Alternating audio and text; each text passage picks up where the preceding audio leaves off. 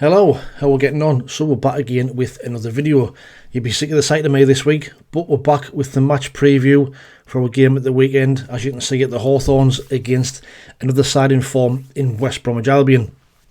Going to be another difficult game following our battle and point on Tuesday night against Leeds. We're now going to the Midlands to face a West Brom side who are also in the playoffs, looking like they've guaranteed a spot. So it's going to be another difficult game. Now, they are managed by Carlos Corberán, really good manager at this level, done some great things with Huddersfield, if you remember, and with West Brom. His record at West Brom is like this. He joined there in October 2022. He's managed 78 games, he's won 38, drew 17, lost 23, scored 117, conceded 83, got a goal difference of plus 34 over them 78 games, and got a win percentage of 48.72%. Great record. We have faced him quite a few times in the Championship, and his teams always play some good football. They've got some good players, and they always like to get the ball down and give teams the run around with the passing style.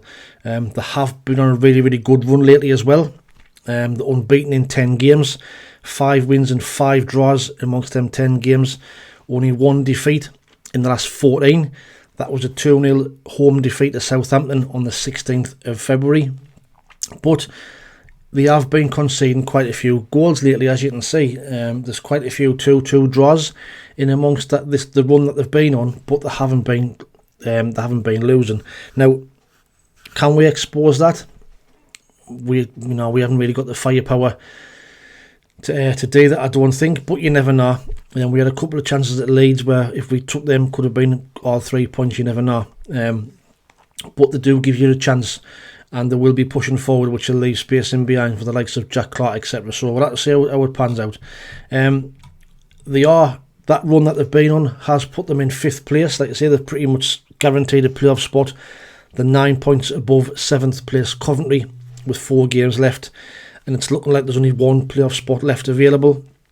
You can see Norwich there on 68 points.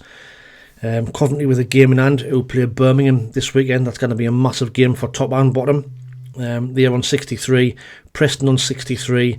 Borough on 62. Hull on 62. So it's still quite tight. There's still a number of teams can get that 6th place, but Norwich are in the driving seat. And if they just continue their current run of form, then they'll be the ones who finish in the playoffs. But we'll see. But West Brom's players, they've got some good players. Alex Mowat has been their standout performer this season, along with Daniel Furlong and Cedric Kippier. They have been their 3 best players this season.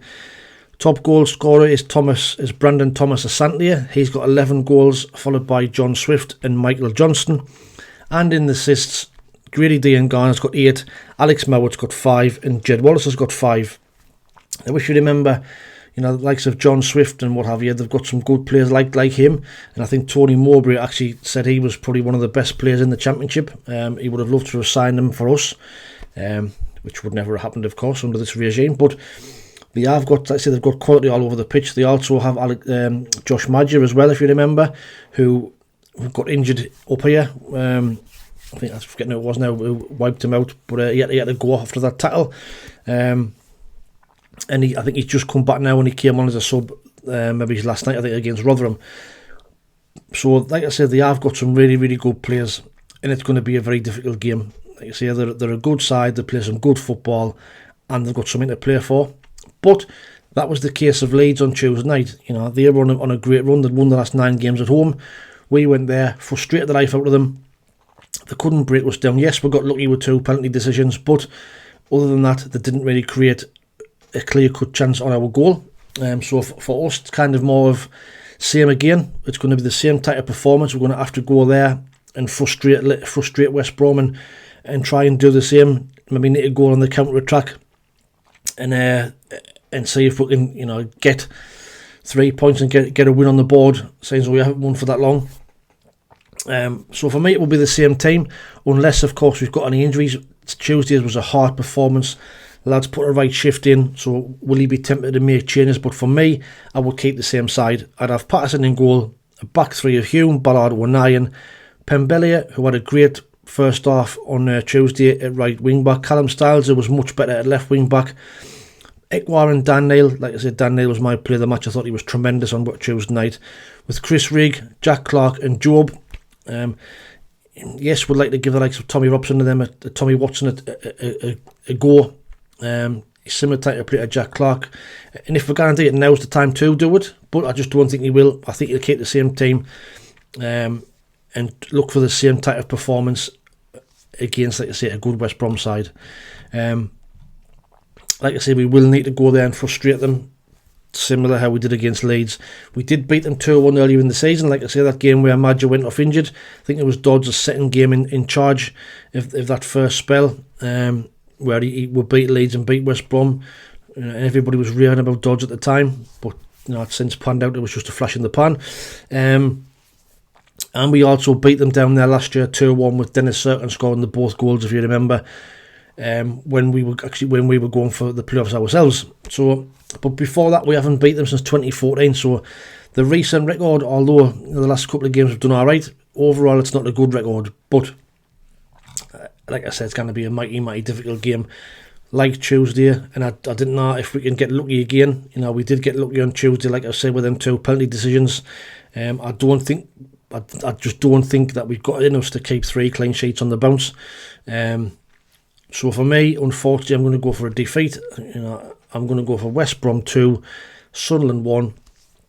West Brom have been scoring goals, but they have been conceding, but I just don't think we have the firepower to need a goal or 2 down there. We might get 1, hence the reason why I've gone for a 2-1 defeat. But let me know what your thoughts are in the comments below. Has Tuesday give you hope that we can go down there and get a result? Arguably Leeds are a better team than West Brom. We could have nicked the game against Leeds. Can we do it against West Brom? So let us know what you think. Get your score predictions in for the shirt competition. It's really tight at the top of the table for this new shirt. And apparently on Tuesday night, the club were putting QR codes out around the ground. And when you were scanning them, it was a link to the old Hummel strip, the 1992. You see my picture. It's my favourite ever away strip. So if we've got something similar to that next season, I'll be over the moon.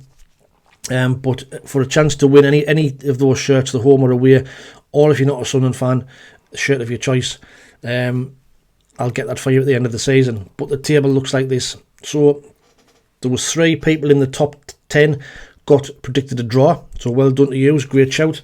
Kenneth Allen, David Williams predicted a draw, and that got them 2 points each, and that moved them closer on the top of the leaderboard. So Kenneth Allen's still top with 38 points.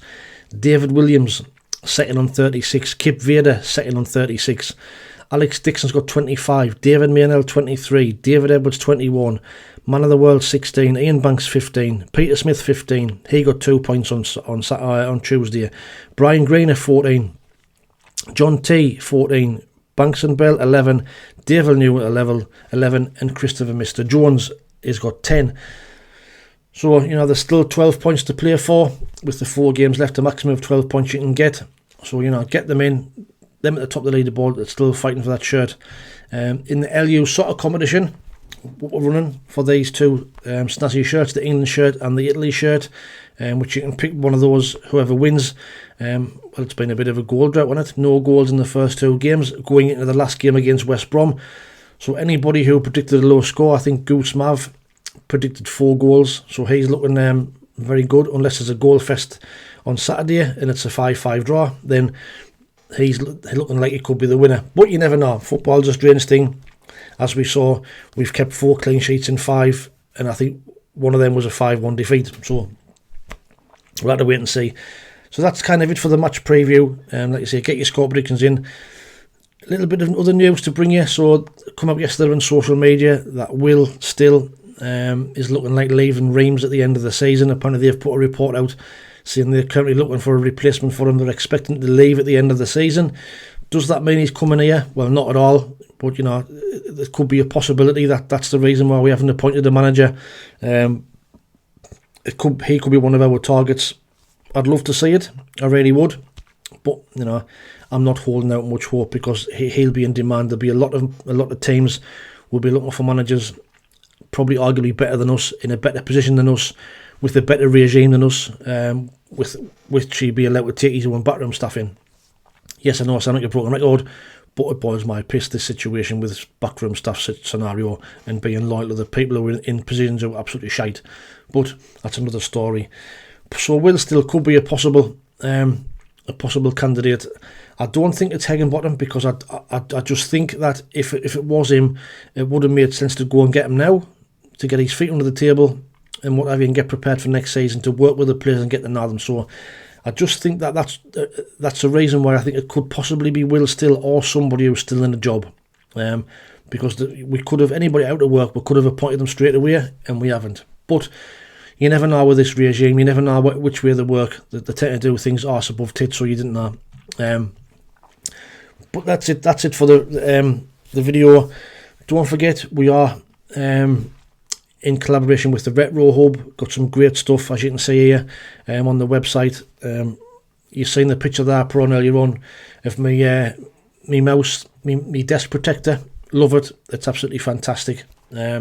Fast delivery, cheap, it's great quality. So have a look on there. They've got coasters, they've got all sorts on the Retro. So have a look on the site and get yourself something on there from there. Also, LU Soccer, don't forget we are in collab with them with the shirts. So get you keep your eyes peeled for another video coming, where we'll have another shirt competition running for the last 3 games of the season. I'm also going to be doing a review of the LU Soccer shirts as an independent video as well. But please continue to like, share and subscribe to the channel. It's greatly appreciated. I wouldn't be out without you watching and commenting, so hit that like button, get a comment in, and we'll see you in the next one. Thanks for watching. Take it easy, stay safe, and we'll speak soon. Ta-ra.